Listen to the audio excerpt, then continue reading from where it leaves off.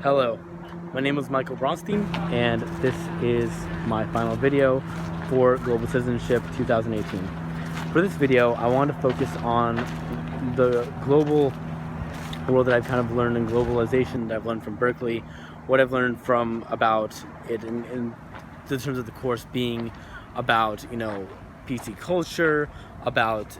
what I've learned from the Bay Area in terms of globalization, such as SF Pride, and events like that, how I've kind of learned about how globalization has tied us all together, and what I've learned from my internship and overall in my time at Berkeley to forward me into the future, and what I will think overall of what it means to be a global citizen.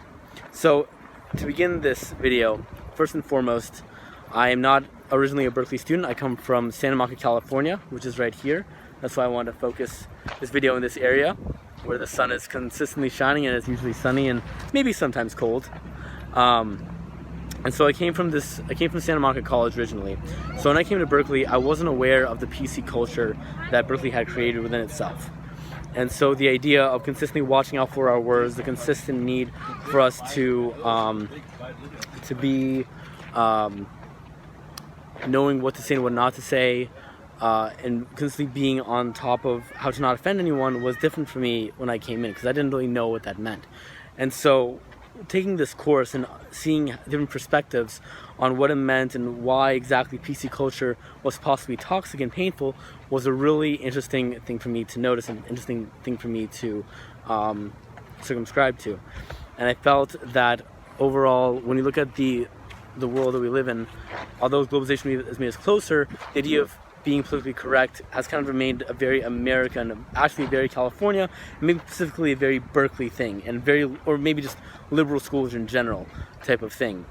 And so with that, my idea is that in order for us through globalization to find a way to create a connection and build bridges between the cultures, I think that PC culture is something that kind of may have to go down a bit. We may have to find ways for our words to lower in their entirety, for us to not focus so much on how we offend everyone, and instead find ways to connect everyone through comedy and through ways of emotional correctness, as Sally Cohn talked about in the video. With that's kind of one of my ideas about, at least through PC culture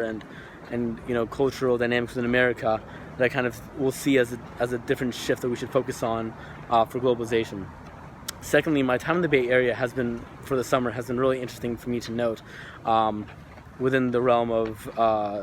events that I've seen. For example, I went this summer to San Francisco Pride, and when I did my research, I found out that San Francisco Pride was something that started in San Francisco, and what it was pretty much people of transgenders who were walking across to the Mission District through Castro Street and showing pride in themselves. And over time this built up, especially as the gay community started to become bigger across the world, to the point that in other countries now and across the world, June is known as Gay Pride Month. And so there's all kinds of pride festivals across the world, and it's kind of showed that San Francisco was the hub of gay pride in the 70s that bloomed to itself to become a global phenomenon. And I was entirely surprised by this, because when I went there, it was a totally amazing experience in which people were free to be themselves, people were dressed in funny ways, people were naked, people were free to be them, and some 30-40 years ago this couldn't have been accepted. But through globalization and through the fact that through SF's abilities, this has become a very much a global theme, which has been pretty amazing.